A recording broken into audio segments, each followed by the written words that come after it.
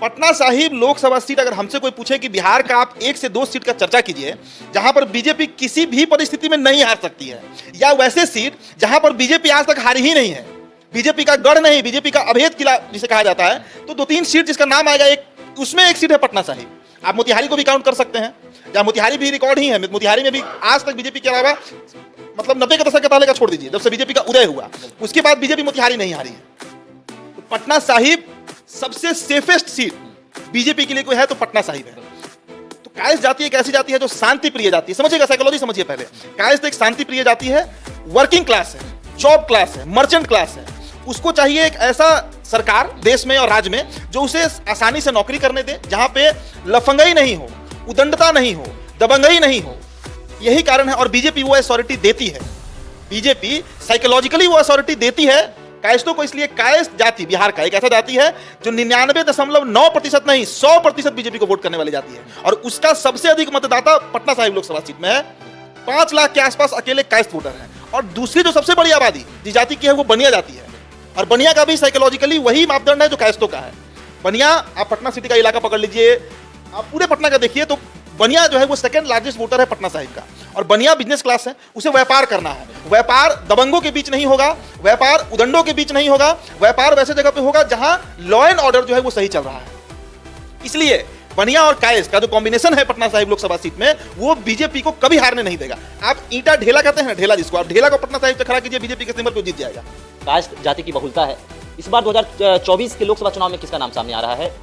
क्या रविशंकर प्रसाद का चर्चा ये भी है कि रविशंकर प्रसाद का जो है टिकट कट सकता है, एक नया चेहरे जो है सामने आ सकते हैं। देखिए, रविशंकर प्रसाद कोई इकलौते सांसद नहीं होंगे बिहार से जिनका टिकट कटेगा, मतलब जो बीजेपी के सिटिंग एमपी हैं। अभी जो हमने आज ही सुबह को खबर किया कि इस बार बीजेपी 100 से अधिक सिटिंग एमपी का टिकट काटेगा, 25 से अधिक कैबिनेट मिनिस्टर का टिकट काटने जा रहा है। अभी पीएमओ में जो एक काम चल रहा है कि 303 सांसद जो बीजेपी के हैं उन्होंने क्या काम किया 5 साल में, जनता के बीच कितने उपलब्ध रहे, जनता तक उनकी क्या पहुंच है, महिलाओं में उनका क्या इंप्रेशन है, फर्स्ट टाइम वोटर्स के बीच कितना उनका पकड़ है, पुरुषों के बीच कितना उनका पकड़ है। इन सारे मामलों को ध्यान में रखते हुए ही टिकट फाइनल होगा, और एक लोकसभा से 3 नाम जाएगा, उसमें से एक नाम दिल्ली फाइनल करेगा। तो रविशंकर प्रसाद कोई एक्सेप्शन नहीं है जिनका बिहार में टिकट कट रहा है। मेरा जो अपना अनुमान है और जो खबर है मेरे पास, बीजेपी के 17 सिटिंग एमपी में कम से कम 10 सांसद का इस बार टिकट कट रहा है। आप अश्विनी चौबे का नाम रख लीजिए बक्सर से, आप रामा देवी का नाम रख लीजिए शिवहर से, आप बेगूसराय से गिरिराज सिंह का नाम रख लीजिए, उजियारपुर से नित्यानंद राय का भी आप नाम रख सकते हैं। हम दावा किसी पर नहीं कर रहे हैं, लेकिन इन नामों का चर्चा है कि ये नाम कट सकते हैं। और जहां तक रविशंकर प्रसाद का आप जिक्र कर रहे हैं, तो रविशंकर प्रसाद लॉ एंड आईटी मिनिस्टर रहे, लेकिन जब उनको कैबिनेट से हटाया गया, बर्खास्त किया गया, उसके बाद आप हमको एक तस्वीर रविशंकर प्रसाद का दिखा दीजिए जो मोदी के साथ किसी भी मंच पर वो दिखे हो। जिस तरह राजीव प्रताप रूडी के साथ बीजेपी ने जो किया उनके परफॉर्मेंस के चलते, वही हश्र रविशंकर प्रसाद का भी इस बार होने वाला है, तो उनका टिकट कट सकता है। इस बात से हम इनकार नहीं करेंगे, ज्यादा चांसेस है कि रविशंकर बाबू का टिकट कट ही जाएगा। लोकसभा चुनाव की तारीख आहिस्ते आहिस्ते जो है वो नजदीक आ रही है। दोस्तों, हम लगातार बिहार के 40 लोकसभा सीटों का विश्लेषण कर रहे हैं, आपको बता रहे हैं कि किस सीट से कौन से प्रत्याशी के लड़ने की उम्मीद है, लड़ने का अनुमान है। देखिए, आज हम पटना साहिब लोकसभा पर चर्चा करेंगे। पटना साहिब जो कहीं ना कहीं भाजपा का गढ़ माना जाता है, अवैध किला माना जाता है। पिछले टर्म की बात करें तो 2019 में बिहारी बाबू शत्रुघ्न सिन्हा ने भी भाजपा से बगावत की थी, पर भाजपा ने इस सीट को जीता था। देखिए, मेरे सहयोगी उदित तारण मौजूद हैं। पटना साहिब लोकसभा सीट पर आज हम लोग चर्चा करेंगे। बिल्कुल, बिहारी बाबू ने भाजपा से बगावत की, फिर भी भाजपा ने अपने प्रत्याशी रविशंकर प्रसाद को खड़ा किया और भाजपा जो है अवैध किला में फिर से जीत हासिल की। इस बार का समीकरण क्या कह रहा है? कौन प्रत्याशी होंगे, किनका नाम सामने आएगा? दैनिक भास्कर का रिपोर्ट भी सामने आया है। क्या कुछ होगा पटना साहिब को लेकर? देखिए, पटना साहिब लोकसभा सीट में जब शत्रुघ्न सिन्हा विद्रोह किए तो उनका क्या हासिल हुआ ये देश ने देखा, बिहार ने देखा। अगर इस बार रविशंकर प्रसाद विद्रोह करते हैं, हम काल्पनिक बातें कर रहे हैं, रविशंकर प्रसाद विद्रोह नहीं करेंगे, लेकिन अगर वो भी विद्रोह कर जाएंगे तो उनका भी वही हासिल होगा जो शत्रुघ्न सिन्हा का हुआ। पटना साहिब लोकसभा सीट अगर हमसे कोई पूछे कि बिहार का आप 1 से 2 सीट का चर्चा कीजिए जहां पर बीजेपी किसी भी परिस्थिति में नहीं हार सकती है, या वैसे सीट जहां पर बीजेपी आज तक हारी ही नहीं है, बीजेपी का गढ़ नहीं, बीजेपी का अभेद किला जिसे कहा जाता है, तो 2-3 सीट जिसका नाम आएगा, एक उसमें एक सीट है पटना साहिब। आप मोतिहारी को भी काउंट कर सकते हैं, जहां मोतिहारी भी रिकॉर्ड ही है। मोतिहारी में भी आज तक बीजेपी के अलावा, मतलब 90 के दशक के पहले का छोड़ दीजिए, जब से बीजेपी का उदय हुआ उसके बाद बीजेपी मोतिहारी नहीं हारी है। तो पटना साहिब सबसे सेफेस्ट सीट बीजेपी के लिए कोई है तो पटना साहिब है। और कारण यहां पर जो मतदाता हैं, जो जिस जाति से आते हैं, वो जाति एक ऐसी जाति है जो सिवाय बीजेपी के, पहले वो जाति कांग्रेस के साथ थी और आज वो जाति बीजेपी के साथ है। कायस्थ, जिसे लाला जी कहते हैं, कायस्थ जाति का 5 लाख से अधिक आबादी सिर्फ पटना साहिब लोकसभा सीट में है। आप गुलजार बाग चले जाइए, आप पटना सिटी चले जाइए, आप बोरिंग रोड का एरिया पकड़िए, कंकड़बाग, ये सब पटना साहिब का इलाका है। आप इस पूरे इलाके में सिर्फ आप कंकड़बाग चले जाइए, उसको कायस्थों का डेन कहा जाता है। गुलजार बाग को अंग्रेज बिहार का ब्रेन कहते थे क्योंकि वहां लाला जी का गढ़ हुआ करता था, वो पटना साहिब में पड़ता है।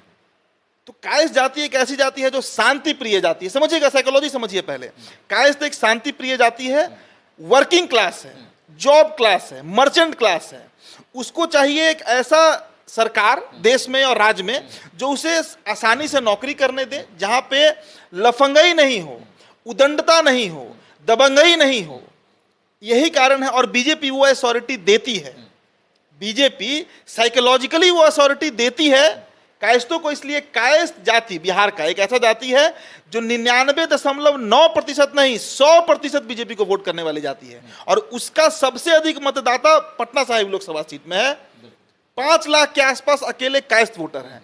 और दूसरी जो सबसे बड़ी आबादी जिस जाति की है वो बनिया जाति है। और बनिया का भी साइकोलॉजिकली वही मापदंड है जो कायस्थों का है। बनिया, आप पटना सिटी का इलाका पकड़ लीजिए, आप पूरे पटना का देखिए, तो बनिया जो है वो सेकंड लार्जेस्ट वोटर है पटना साहिब का। और बनिया बिजनेस क्लास है, उसे व्यापार करना है। व्यापार दबंगों के बीच नहीं होगा, व्यापार उदंडों के बीच नहीं होगा, व्यापार वैसे जगह पे होगा जहां लॉ एंड ऑर्डर जो है वो सही चल रहा है।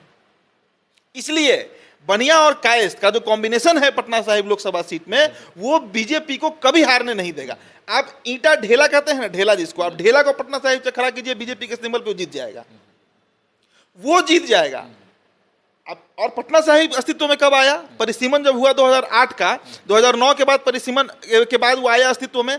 2009 से वहां कौन जीता? शत्रुघ्न सिन्हा जीते, विजय यादव को हराए थे ये राजद वाले। फिर 2014 में भी शत्रुघ्न सिन्हा ही जीते। और 2019 में जब वही शत्रुघ्न सिन्हा बगावत कर दिए और चले गए कांग्रेस के सिंबल पे, उनका क्या हासिल हुआ? 6 लाख के आसपास वोट रविशंकर प्रसाद को आया था और 50% से कम वोट आया था शत्रुघ्न सिन्हा को। और वो 50% जो उनको वोट मिला वो वही मुस्लिम और यादव का वोट था जो 2014 में आरजेडी को ट्रेडिशनली मिलते रहा है। तो पटना साहिब वही लोकसभा सीट है। इसीलिए हम कहते हैं कि कुछ सीट बिहार के ऐसे, मोतिहारी का मैंने एग्जाम्पल क्यों दिया, बीजेपी का उदय जब से हुआ उसके बाद से मोतिहारी बीजेपी नहीं हारी है आज तक। अब लेट 80s का, 70s का, 60s का वो कांग्रेस का दौर था, वो कांग्रेस का ही दौर था, लेकिन तब भी वहां पर लेफ्ट ही जीती थी मोतिहारी में। कांग्रेस का गढ़ कभी नहीं रहा। गांधी की कर्मभूमि मोतिहारी रही, लेकिन गांधी की पार्टी को वोट मोतिहारी नहीं करता है। तो पटना साहिब का जो आपका सवाल है, जाति समीकरण को अगर समझे तो वहां पर करीब 6.5% के आसपास दलित वोटर्स हैं, बहुत कम है। 6 लोकसभा पड़ता है, फतुहा पड़ता है, कुमरार पड़ेगा, पटना साहिब पड़ेगा, बांकीपुर पड़ेगा, ये सब पटना साहिब का ही सीट है विधानसभा। तो गुणागणित यही है कि जो भी वहां से बीजेपी से खड़ा होगा वो जीतेगा चुनाव। दूसरा सवाल यह था, दैनिक भास्कर का रिपोर्ट भी आया है, कायस्थ जाति की बहुलता है। इस बार 2024 के लोकसभा चुनाव में किसका नाम सामने आ रहा है? क्या रविशंकर प्रसाद का चर्चा ये भी है कि रविशंकर प्रसाद का जो है टिकट कट सकता है, एक नए चेहरे जो है सामने आ सकते हैं। देखिए, रविशंकर प्रसाद कोई इकलौते सांसद नहीं होंगे बिहार से जिनका टिकट कटेगा, मतलब जो बीजेपी के सिटिंग एमपी हैं। अभी जो हमने आज ही सुबह को खबर किया कि इस बार बीजेपी 100 से अधिक सिटिंग एमपी का टिकट काटेगा, 25 से अधिक कैबिनेट मिनिस्टर का टिकट काटने जा रहा है। अभी पीएमओ में जो एक काम चल रहा है कि 303 सांसद जो बीजेपी के हैं उन्होंने क्या काम किया 5 साल में, जनता के बीच कितने उपलब्ध रहे, जनता तक उनकी क्या पहुंच है, महिलाओं में उनका क्या इंप्रेशन है, फर्स्ट टाइम वोटर्स के बीच कितना उनका पकड़ है, पुरुषों के बीच कितना उनका पकड़ है, इन सारे मामलों को ध्यान में रखते हुए ही टिकट फाइनल होगा। और एक लोकसभा से 3 नाम जाएगा, उसमें से एक नाम दिल्ली फाइनल करेगा। तो रविशंकर प्रसाद कोई एक्सेप्शन नहीं है जिनका बिहार में टिकट कट रहा है। मेरा जो अपना अनुमान है और जो खबर है मेरे पास, बीजेपी के 17 सिटिंग एमपी में कम से कम 10 सांसद का इस बार टिकट कट रहा है। आप अश्विनी चौबे का नाम रख लीजिए बक्सर से, आप रामा देवी का नाम रख लीजिए शिवहर से, आप बेगूसराय से गिरिराज सिंह का नाम रख लीजिए, उजियारपुर से नित्यानंद राय का भी आप नाम रख सकते हैं। हम दावा किसी पर नहीं कर रहे हैं, लेकिन इन नामों का चर्चा है कि ये नाम कट सकते हैं। और जहां तक रविशंकर प्रसाद का आप जिक्र कर रहे हैं, तो रविशंकर प्रसाद लॉ एंड आईटी मिनिस्टर रहे, लेकिन जब उनको कैबिनेट से हटाया गया, बर्खास्त किया गया, उसके बाद आप हमको एक तस्वीर रविशंकर प्रसाद का दिखा दीजिए जो मोदी के साथ किसी भी मंच पर वो दिखे हो। जिस तरह राजीव प्रताप रूडी के साथ बीजेपी ने जो किया उनके परफॉर्मेंस के चलते, वही हश्र रविशंकर प्रसाद का भी इस बार होने वाला है, तो उनका टिकट कट सकता है। इस बात से हम इनकार नहीं करेंगे, ज्यादा चांसेस है कि रविशंकर बाबू का टिकट कट ही जाएगा। अब जहां तक आप ये बोल रहे हैं कि कौन सा चेहरा हो सकता है, देखिए दैनिक भास्कर का सर्वे को छोड़िए, दैनिक भास्कर ने तो कई नाम रखे थे, ऋतुराज सिन्हा को सबसे अधिक वोट आया, लेकिन ऋतुराज सिन्हा के अलावा भी पटना साहिब से कुछ नाम हैं जो दबी जुबान में चल रहे हैं। एक नाम तो सबसे प्रमुखता से है, जो काफी लॉबिंग कर रही है, महिला है, सीता साहू, पटना की मेयर रही हैं, बनिया वोटर भी है, करीब 4 लाख के आसपास पटना साहिब लोकसभा में, 5 लाख कायस्थ है, 4 लाख बनिया है, 9 लाख एक इंटैक्ट वोट है बीजेपी के साथ। तो सीता साहू का भी लॉबिंग बहुत मजबूत चल रहा है पटना साहिब लोकसभा सीट को लेकर। उनके जो लोग हैं वो बीजेपी में लॉबी भी कर रहे हैं, दिल्ली तक बात चर्चा इस नाम पे चल रही है। इसके अलावा बांकीपुर से जो सिटिंग एमएलए हैं, जो चौथी बार जीते हैं, 2005 में जीते, 10 में जीते, 15 में जीते, फिर 20 में भी जीते हैं, नितिन नवीन का भी रिकॉर्ड है कि बांकीपुर जो विधानसभा है वहां पर एक मुश्त 85,000 कायस्थ वोट है, काउंटेड वोट है, ये गिना हुआ वोट है, वो उनको मिल जाता है, वो जीत जाते हैं। तो नितिन नवीन भले ही चर्चा नहीं कर रहे हैं, उनकी साइलेंटली वो लोग काम कर रहे हैं, लेकिन नितिन नवीन जो बांकीपुर से विधायक हैं, सिटिंग एमएलए हैं, उनके नाम की भी चर्चा चल रही है पटना साहिब से, समझिएगा इस बात को। तो कितना नाम हो गया, सीता साहू का नाम आ गया जो अपना लॉबिंग कर रही हैं, नितिन नवीन अपना लॉबिंग कर रहे हैं पटना साहिब के लिए। लेकिन इन सब से इतर सबसे बड़ी खबर है कि पटना साहिब से इस बार एक ऐसा नेता भी चुनाव लड़ना चाह रहा है जो नेता ना कायस्थ है ना बनिया है, वो नेता कुर्मी है, कुर्मी जाति से आते हैं। हम रामचंद्र प्रसाद सिंह का जिक्र कर रहे हैं, जदयू के पूर्व राष्ट्रीय अध्यक्ष, पूर्व राज्यसभा सांसद, पूर्व इस्पात मंत्री भारत सरकार, और बगावती होकर जदयू से का साथ जिन्होंने छोड़ा, वो आरसीपी सिंह इस बार पटना साहिब लड़ना चाह रहे हैं, स्वेच्छा से नहीं। बीजेपी में है तो बीजेपी के सिंबल पर ही लड़ेंगे। और एक बात जान लीजिए, पटना साहिब के साथ बीजेपी कॉम्प्रोमाइज नहीं करेगी। पटना साहिब बीजेपी ना जेडीयू को देगी, किसी को नहीं देगी, किसी को नहीं देने जा रही है। भाई अगर दे देगी तो उसके हाथ से एक ऐसा सीट निकल जाएगा जो उसका ट्रेडिशनल सीट है, जहां पर बिना मेहनत के वो जीतती है। तो ये सीट नहीं देगी बीजेपी पटना साहिब, ये मानकर चलिए आप। अब आरसीपी सिंह का नाम क्यों आ रहा है, देखिए आरसीपी सिंह की इन दिनों नीतीश कुमार से अच्छी खासी दोस्ती चल रही है। मान लीजिए हमने अभी से 7-8 दिन पहले जो खबर किया था कि आरसीपी सिंह और नीतीश कुमार के बीच में मीडियोकर का काम संजय गांधी कर रहे हैं, अब वो बात लगभग बन चुकी है। नालंदा लड़ना चाह रहे हैं आरसीपी सिंह, नालंदा, क्योंकि नालंदा उनका गृह जिला है, नालंदा उनको वहीं पर है कि उन्होंने अपना जवानी बिताया, पढ़ाई लिखाई किया, यूपीएससी क्वालिफाई किया, फिर उन्होंने नालंदा से निकल गए। लेकिन पिछले 8-10 महीनों से वो नालंदा में ही कैंपिंग कर रहे थे। लेकिन जेडीयू के जो सिटिंग एमपी हैं कौशलेंद्र कुमार, जो 3 टर्म से नालंदा जीत रहे हैं, 14 में भी जीते, जब बीजेपी सभी सीट जीत रही थी, जो 2 सीट जीता गया था उसमें एक सुपौल के संतोष कुशवाहा, माफ कीजिएगा पूर्णिया के संतोष कुशवाहा और नालंदा के कौशलेंद्र कुमार, यही 2 सांसद थे जिन्होंने बीजेपी के लहर में भी जीत दर्ज किया। तो कौशलेंद्र कुमार कुर्मी हैं भी, नीतीश कुमार के सबसे दुलरुआ नेता में से एक है। तो कौशलेंद्र कुमार का टिकट इस बार जेडीयू नहीं काटेगी, नालंदा उनको लड़ाएगी। आरसीपी को एडजस्ट करने के लिए पटना साहिब का लोकसभा सीट दिया जा रहा है, आरसीपी सिंह को सेट करने के लिए कि सांसद बने आरसीपी सिंह। नीतीश कुमार हो सकता है, जो खबरें आई हैं हम तक, जो खबर हम तक आया है, जो नेताओं के बीच चर्चा है कि पटना साहिब लोकसभा सीट को लेकर नीतीश कुमार आरसीपी सिंह का लॉबिंग कर सकते हैं। जान लीजिए उठेगा तो रविशंकर प्रसाद का क्या होगा, बगावत करेंगे, टिकट कटेगा क्या रविशंकर? अच्छा एक बात बताइए, आपने बड़ा हास्यास्पद सवाल पूछ दिया। रविशंकर प्रसाद के बगावत से रविशंकर प्रसाद को कितना जनता पसंद करती है? रविशंकर प्रसाद को जनता में क्या पकड़ है? रविशंकर प्रसाद वकील हैं जिन्होंने चारा घोटाला का केस लड़ा है। रविशंकर प्रसाद राम मंदिर का केस लड़ने वाले वकीलों में से हैं, नेता नहीं है रविशंकर बाबू, जान लीजिए। तो बीजेपी में कितने ऐसे लीडर हैं? मनोज तिवारी नेता है क्या?